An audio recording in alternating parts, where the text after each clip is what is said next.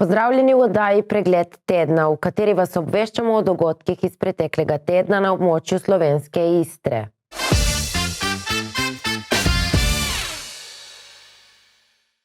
Novela zakona o osnovni šoli prinaša številne novosti na področju učenja tujih jezikov, nacionalnega preverjanja znanja, razširjenega programa in drugih. Preverili smo, kaj meni stroka o prihajajočih spremembah. Državni zbor je prejšnji teden sprejel novelo zakona o osnovni šoli. Ta se bo v pretežnem delu v šolah začela uporabljati 1. septembra 2024. Novela prinaša številne novosti za osnovnošolce, med drugim uvedbo nacionalnega preverjanja znanja v 3. razredu. Nacionalno preverjanje znanja se že nekaj let izvaja poskusno, zdaj pa bo uveljavljeno z zakonom. Jaz sem na osnovni šoli Koper bil ravnatelj in smo se od prvega možnega termina vključili v preverjanje znanja tudi v 3. razredu. In moram reči, da je zelo koristno. Koristno je za samo evalvacijo zavoda, ker potem, ko dejansko ti imaš rezultate z 3. razreda, 6. razreda in 9. razreda, po par letih primerjanja generacij, se vidijo odmiki, se vidijo mogoče tisti manjki znotraj kurikulumov, znotraj učnih načrtov, ki jih je treba urediti. Potem zanimivo je bilo tudi videti to, da so bili rezultati v 3. razredu pri tam majhnih otrocih v slovenščini in matematiki zelo dobri, so pa pol v 6. razredu padli. Kje je tukaj bil razlog? Najbrž ne v učiteljih, ampak v učnih načrtih, kar je bilo sporočilo Zavodu za šolstvo. No, ampak ne glede na to, ta sama evalvacija zavoda je izredno koristna in potrebna in ta NPZ v 3. razredu k temu tudi služi. Je bilo potrebno zadevo postaviti v zakonodajo, če smo jo hoteli sploh imeti in uvesti. Nacionalno preverjanje znanja naj ne bi predstavljalo prevelike obremenitve za otroke. V 3. razredu je nacionalno preverjanje znanja prilagojeno starosti otrok. Otroci, če tako po pravici povem, tega niti kaj dosti ne občutijo. Zdaj, odvisno, kdo zgodbo naredi. Če jo naredijo starši, zdaj se bo pa izvajalo nacionalno preverjanje znanja, potem seveda otrok povzame neke vrste strah, skrb ali karkoli. Če to naredi šola, zdaj moramo, vsi bomo morali, to je zdaj samo odvečno, se podobno zgodi, tudi otroci to čutijo. Če pa učitelj zna v tistem dnevu, ko je nacionalno preverjanje znanja v 3. razredu, postaviti ta test, ki je splošen za celo Slovenijo in otrokom prilagojen, na en miren način v oddelku s svojimi otroki, ne grejo nikamor drugam to pisati, niso razdeljeni v več skupin, samo rešijo en test in potem jih učitelji seveda te teste poberejo, ovrednotijo, dobijo rezultate, javijo na državni izpitni center in tam se zberejo vsi rezultati Slovenije, potem to otroci ne doživijo kot stresno situacijo. Novela zakona predvideva tudi prenovljen koncept razširjenega programa. Ta je v nekaterih šolah že preizkušen skozi projekt RAP.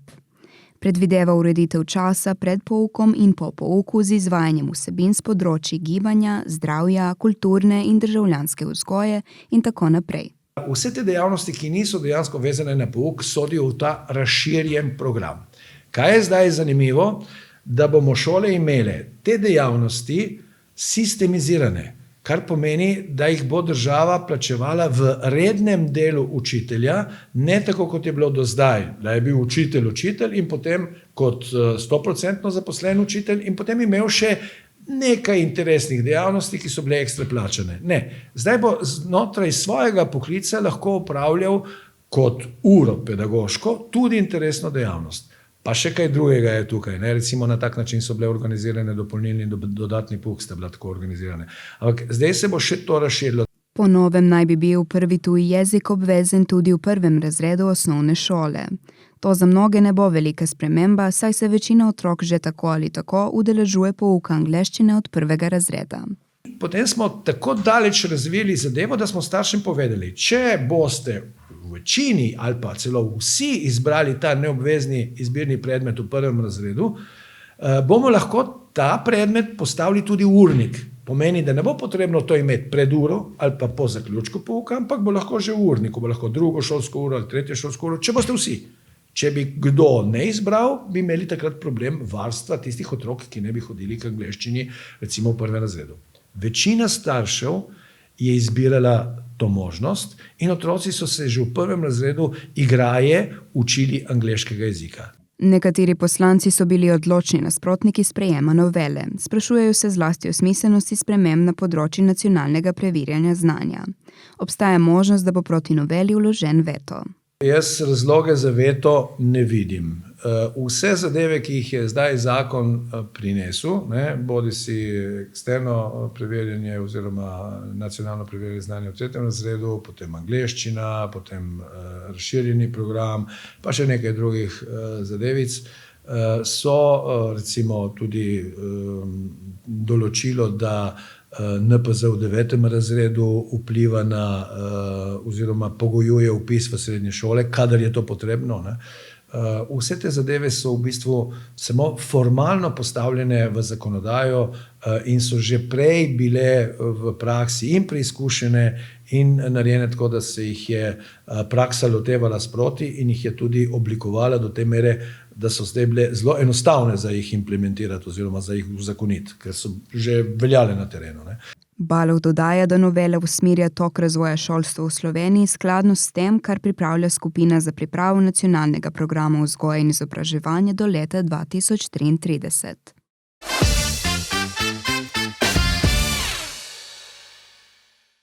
Obiskali smo odprtje razstave v Pomorskem muzeju v Piranu. Pretekli torek smo v Pomorskem muzeju Sergej Mašera Piran obiskali odprtje prenovljene stalne muzejske zbirke o ribištvu v preteklosti, ki je bilo v severozahodni Istri pomembna gospodarska dejavnost. Nedvomno ribištvo je panoga, ki je zaznamovala naše kraje, naše obmorske kraje, ta del Mediterana, kjer sobivajo tudi različni narodi in ki so si delili dejansko nekatere izkušnje, nekatere panoge, med temi tudi ribištvo. Ribištvo pri nas je pustilo vidno sled nesnovne dediščine kulturne krajine in materialne oziroma tehnične kulture, saj je bilo ribištvo neposredno povezano tudi z ladjedelstvom. Ne pozabimo, da ob naši obali so bile ladjedelnice v Kopru, v Izoli in v Piranu.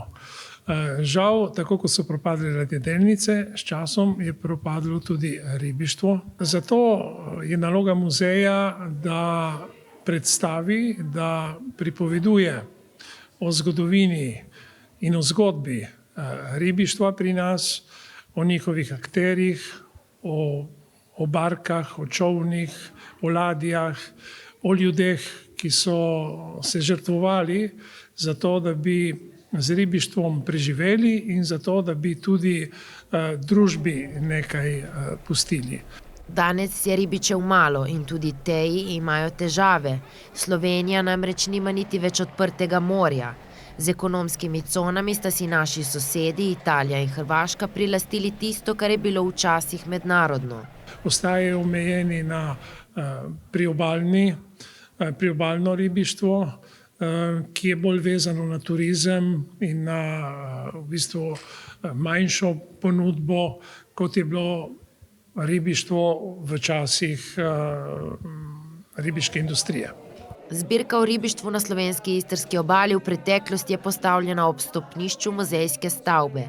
Osredotoča se na industrijsko ribištvo, predvsem v Piranu. V to ribištvo zajeli celoten hodnik od pritličja do zadnjega muzejskega podesta. Zdaj obiskovalec, ki si bo hotel ogledati samo ribištvo, se bo pač sprehodil po stopnišču, medtem ko si lahko potem kasneje ogleda tudi ostale zbirke po nadstropjih. Začenjamo pa seveda z enim kratkim pregledom ribištva na slovenski obali, zaključujemo pa seveda z ribjo predelovalno industrijo in pa vlogo žensk, ki so imele v tej tovarni. Ker pa je Pomorski muzej v Piranu, njegov sedež je v Palači Gabrieli, tukaj na Cankarjevem nabrežju 3, se mi je zdelo prav in umestno, da je nekaj več poudarka na Piranu in pa piranskih ribičih. Zato so tudi z dvema predmetoma posebej izpostavljena dva legendarna piranska ribiča, Sergio Perentin, ki je umrl pred 2 letoma in ki je bil zelo poznan kot izjemno skrben in natančen ribič, predvsem je bil poznan po svoji modri kapici s cofom. In pa že pred, mislim, da več kot 2 desetletjema pokojni umrli Giuseppe Bertok, ki je bil pa nekoliko poseben ribič, veliko je hodil, je večinoma bos, vendar pa je njegov lik meni kot nekdanjemu piranskemu otroku ostal zelo v spominu. Tretji, ki pa je zaznamoval tisto najnovejše obdobje plutja in pa delovanja na ladjah Delamarica oziroma kasneje Droge Portorož, je pa Boris Volk. Tako da on je na figuri in s tem tudi zaključujemo ta krog. Pomorski muzej Sergej Mašera Piran letos praznuje 70-letnico svojega delovanja. Jubilej bodo obeležili z vrsto vsebinskih prireditev skozi celotno leto in tako počastili ta visoki jubilej.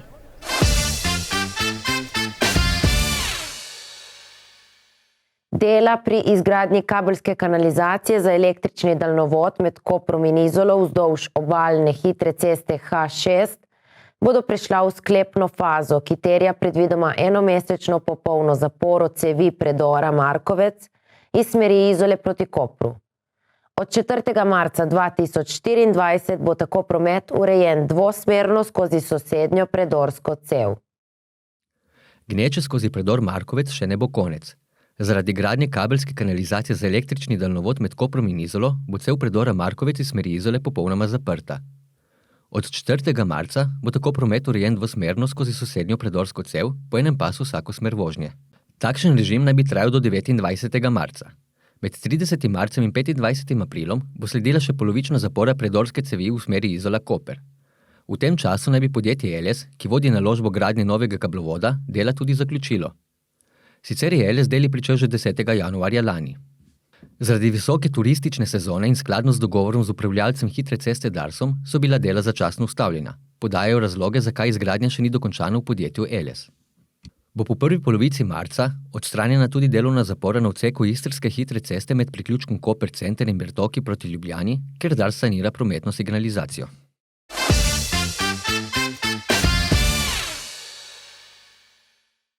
Včeraj so na čezmejnem zaposlitveno-kariernem sejmu imeli iskalci zaposlitve priložnost za vzpostavitev stika z delodajalci. Sejem smo obiskali tudi mi.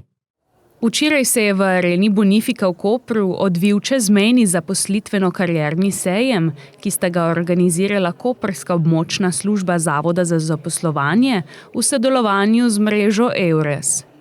Predstavilo se je 116 razstavljalcev iz različnih delovnih področij iz regije in celotne Slovenije.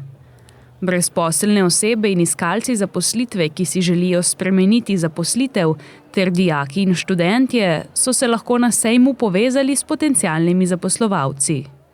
Za vse, ki želijo vedeti, kdo so delodajalci, kaj ponujajo, s čim se ukvarjajo. Dostikrat tudi nimamo prave informacije, kaj en delodajalec dejansko kakšne kadre zaposluje.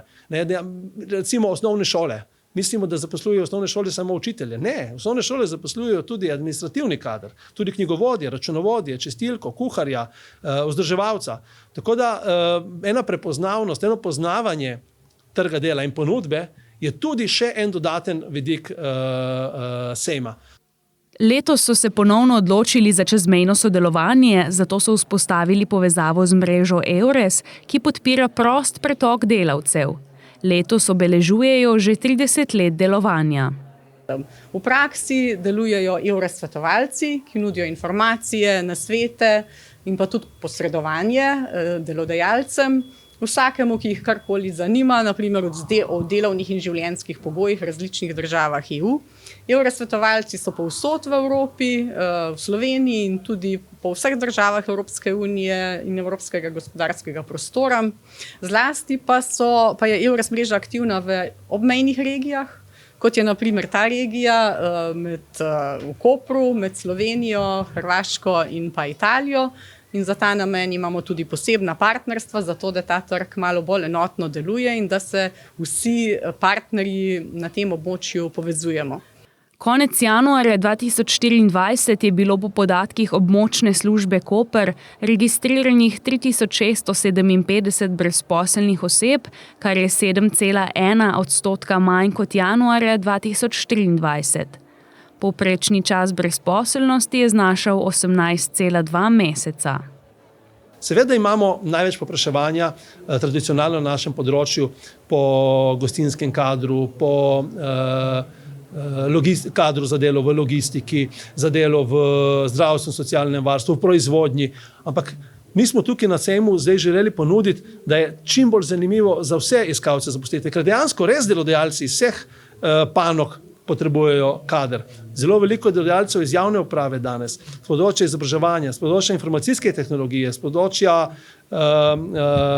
raziskovalnih dejavnosti, tako da storitev, vrtnarstvo, avtomehanika, zelo, lahko bi našteval še kar nekaj časa, no. Na sejmu so potekale tudi obsejemske aktivnosti. Udeleženci so se lahko odpravili na hitre zmenke z delodajalci, spoznali poklice v socialnem varstvu in kovinarstvu, se seznanili z uporabnostjo spletne strani zavoda in portala poiščidelo.si ter s tem, kaj morajo vedeti pri zaposlitvi v Evropi in kaj ob prihodu nazaj v Slovenijo.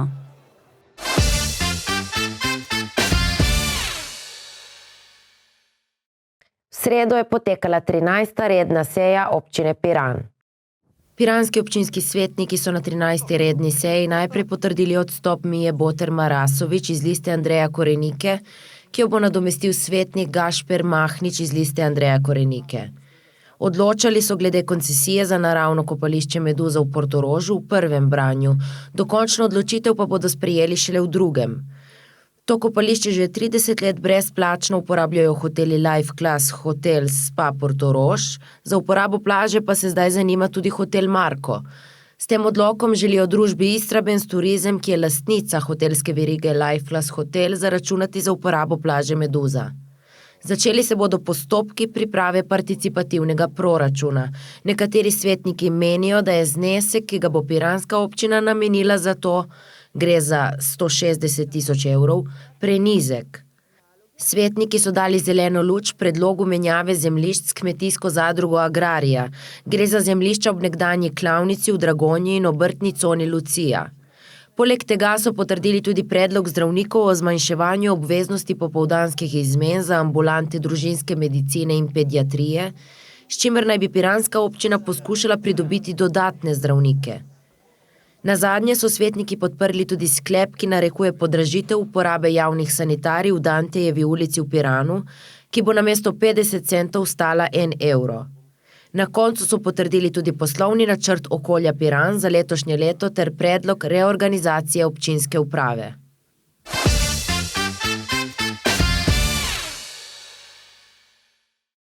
Turistične organizacije Pirana, Izole, Kopra in Ankarana že nekaj let gradijo skupno blagovno znamko pod imenom Lov Istrija. Letos so pričeli z digitalno kampanjo na domačem in tujih tržiščih. Turistične organizacije Pirana, Izole, Kopra in Ankarana že nekaj let gradijo skupno blagovno znamko pod imenom Lov Istrija. Pred letom so objavili spletno stran, letos pa so pričeli z digitalno kampanjo na domačem in tujih tržiščih. V tujini, kot je rekla že kolegica, ne vidijo meja naših destinacij, tako da smo to prepoznali kot smiselno, da se predstavimo kot enotna regija. In kot je že naštela, smo bili že na nekaterih pomembnih evropskih sejmih. Pri izbiri sejmu se naslanjamo na to, odkot prihajajo naši gosti, torej gledamo pač naša tržišča. V prihodnosti, zdaj recimo do poletja nas čakajo še Italija, Avstrija, Češki trg in potem imamo seveda še do konca leta planirane še nekatere druge aktivnosti. V svojo digitalno kampanjo so vključili ambasadorje Istre, turiste, ki so se odločili, da slovenska Istra postane njihov dom. Potencialne obiskovalce bodo nagovarjali v svojem jeziku. Ja, v bistvu smo jih iskali res preko znancev, prijateljev, vsak je koga poznal, potem smo naredili en seznam in smo ga nekako zožali na to, da smo dobili res čim bolj različne profile ljudi. Lahko pa rečem, da smo res zelo zadovoljni, smo dobili tako simpatične ambasadorje leta 2024, tako prijetne ljudi s tako zanimivimi zgodbami in ki v bistvu tako resnično obožujejo slovensko Istro, to regijo, kamor so se priselili, da je bilo res vrhunsko delo z njimi. Sicer pa je smisel skupne blagovne znamke poleg promocije poenotena oziroma skupna koordinacija dogodkov. Naša intencija je bila, kar se tiče te strani Love Istra, da imamo skupno seznam prireditev, ki dejansko se ne križajo, kar je najbolj pomembno. Ker če imamo mi neko zadevo v Kopru, ali to je nek velik koncert, ali je to Siddharta, ali je to kdorkoli že, in da imajo v istem času ali v Izoli, v Piranu ali v Ankaranu nekaj takega, nima nobenega smisla, ker se potem zgubijo občinstvo. Ne. To je bil intenca. Intenca je tudi tega sodelovanja, da se povežemo, da se skoordiniramo, in to zdaj že 2 leti aktivno delamo, da nekako koordiniramo vse dogodke. In to je smisel, se pravi, destinacije, ne, da glede na resurse in glede na sredstva, ki jih imamo, dejansko delamo racionalno in da potem ti dogodki nekako prerastejo. Ne. In dejansko želimo si izbrisati iz glave te meje lokalnih občin in vsega tega, ampak da je to kot neka celota. In to nas je tudi STO prepoznal, tako da se vidi, da se trudimo, da se prikazujemo kot destinacija.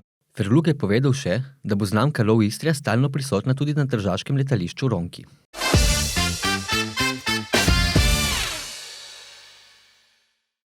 Preverili smo dogajanje pred košarkarsko tekmo, ki se je odvila preteklo nedeljo v dvorani Bonifika.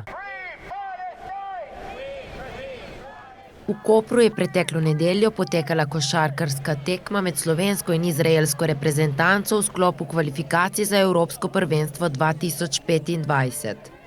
Pred tekmo se je pred Bonifiko zbralo okoli 30 protestnikov, ki so protestirali proti agresiji nad palestinskim prebivalstvom, ki ga Izrael izvaja v Gazi. Ko smo tukaj zaradi tega, ker v Gazi se izvaja genocid, to ni eno mnenje, je eno dejstvo. In to, da Zveza košarkarska sprejema, da se tu v Sloveniji, konkretno v Kopru, ampak sicer v Sloveniji, sprejme to, da ena ekipa, ki hočeš nočeš predstavlja eno državo, ki izvaja genocid, se nam zdi res ena sramota, ne samo.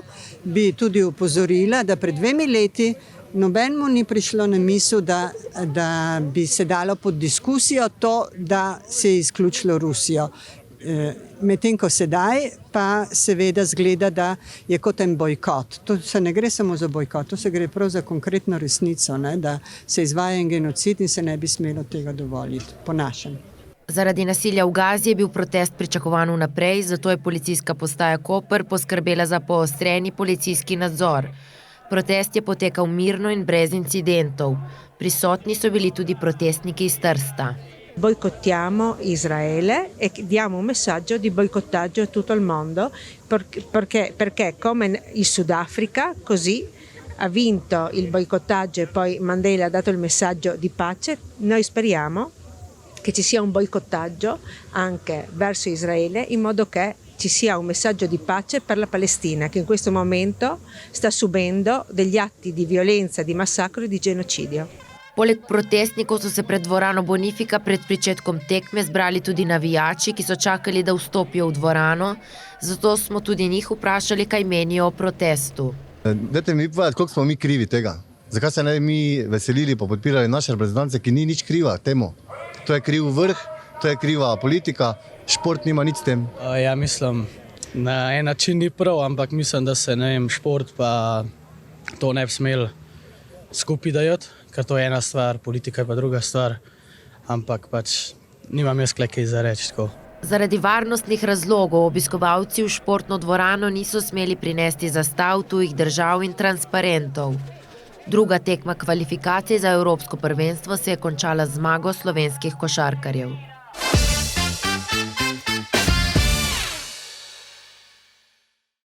Letošnje leto je po 4 letih ponovno prestopno. V ta namen smo zbrali nekaj statistik in zanimivosti o 29. februarju.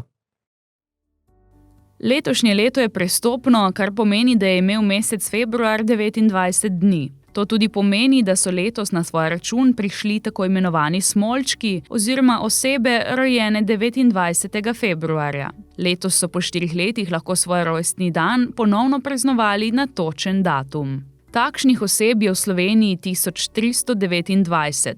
Svoj prvi rojstni dan je včeraj uradno praznovalo 30 otrok, polnoletnih pa je postalo 59 prebivalcev Slovenije, kakor so nam sporočili iz Statističnega urada Republike Slovenije.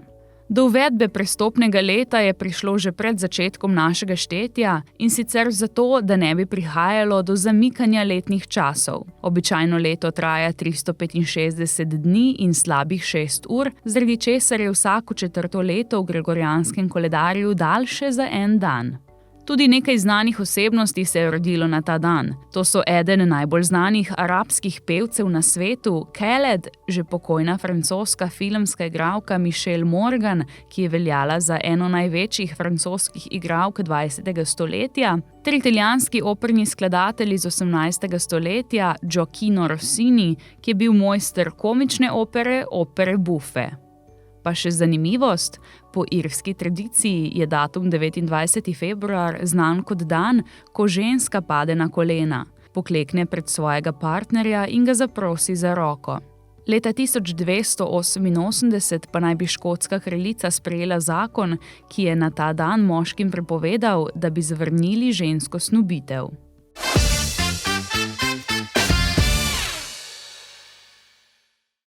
Včasih je bilo služenje vojaškega roka obvezno, a če bi ga ponovno uvedli, bi bilo po mnenju mnogih za mlade zelo težko in se ga ne bi želeli udeležiti. Zato smo mlade vprašali, kaj oni menijo o tem. Ali mladi sploh razmišljajo o vojski? Dijake po Kopru smo vprašali, a bi šli v vojsko? Poglejmo, kaj pravijo. A bi šli v vojsko? Ne. Ne. Zakaj ne? Zato, ker pač, če prije vojna, bo mogel iti v vojno. In zdaj ne rabim, lahko se skrijem, zbežim. Kje bi se skril? Ne vem, nekje, v bunkerju. V zatočišču. Ti? Ne bi šel umirati za politike. Ni vredno. Jaz ne vem, kaj je vprašanje. A bi šel v vojsko? Ja, Zakaj? kultura. Mislim, naši očetje so šli, zakaj ne bi šli še mi? Se naučiš neko disciplino. Pa ne, po mojem. Ja, jaz bi pa šla. Okay. Zakaj? Ne vem, zaradi te discipline, ki se bi jo tam naučili, se mi zdi, da bi znali tudi veliko na sebi pridobiš. Kaj misliš, da te sposobnosti ne moreš nekje drugje dobiti? Ja, lahko, seveda.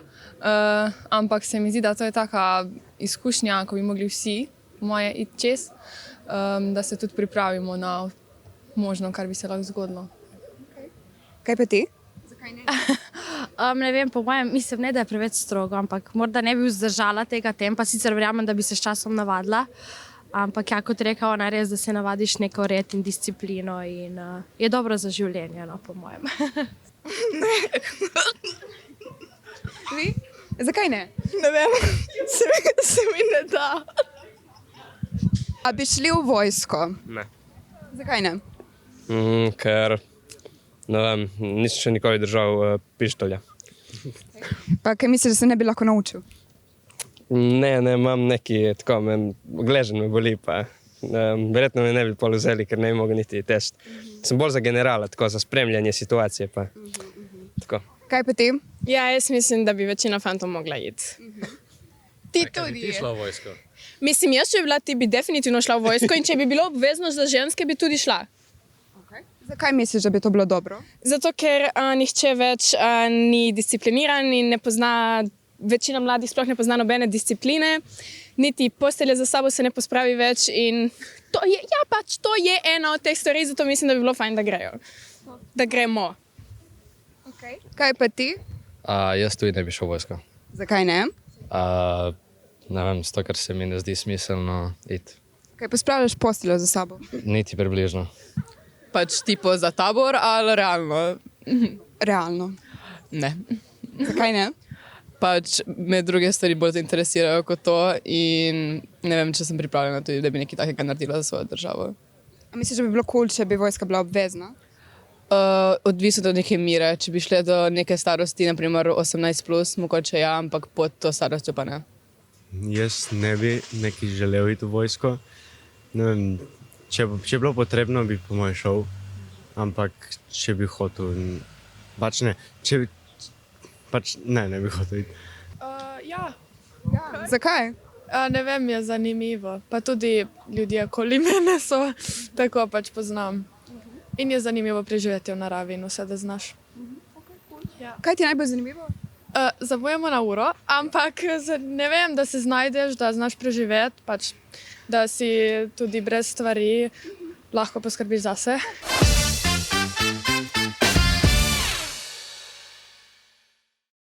Dobili smo nov par za seniorsko kategorijo standardnih plesov, Dejan Prešiček in Tanja Fajon.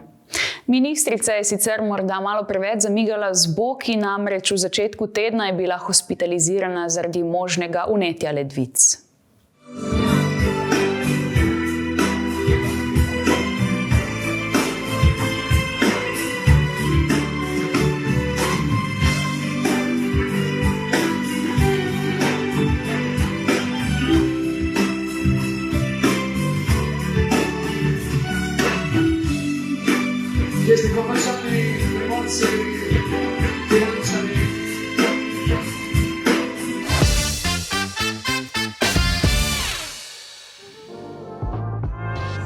Pozdravljeni v kulturnem napovedniku, kjer vam na tedenski bazi predstavimo dogodke, ki se bodo odvili v slovenski Istri.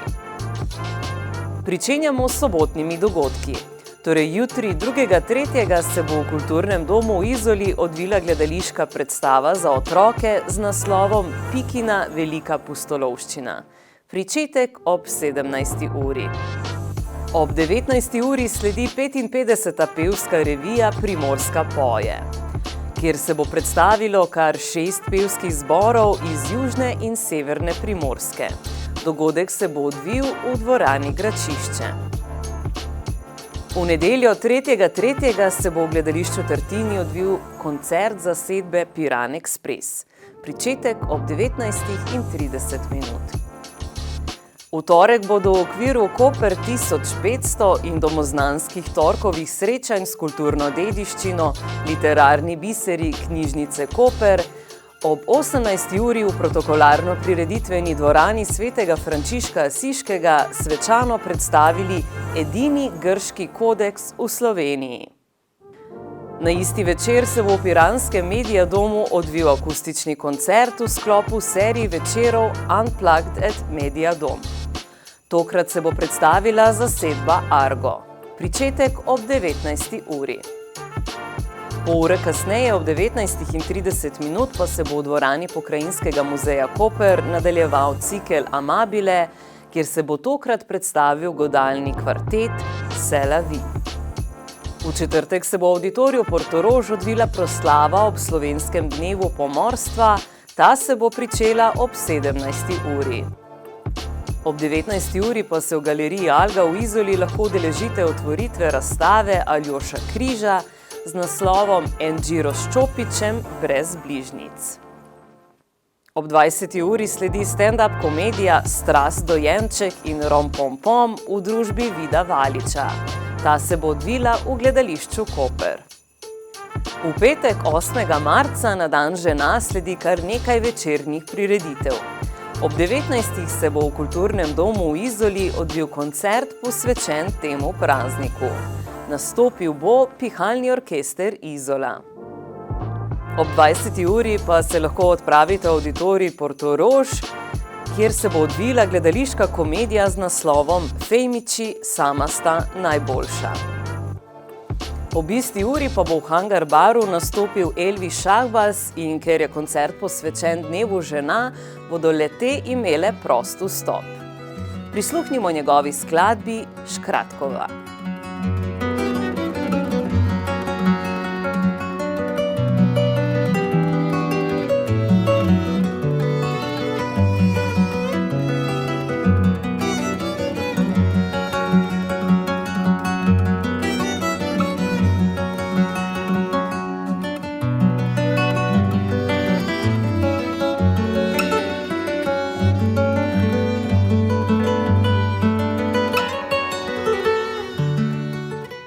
tiste, ki si želite nekoliko bolj energičnih ritmov, pa se bo v Centru mladih na ta večer odvil koncert etnopunk zasedbe Majmunska posla in post-rock zasedbe Žen. Pričetek ob 20:30. To je z naše strani vse. Napovednik dogodkov si lahko preberete na naši spletni strani www.megafon.si ali pa v najnovejši izdaji časopisa Megafon. Se vidimo prihodnji teden.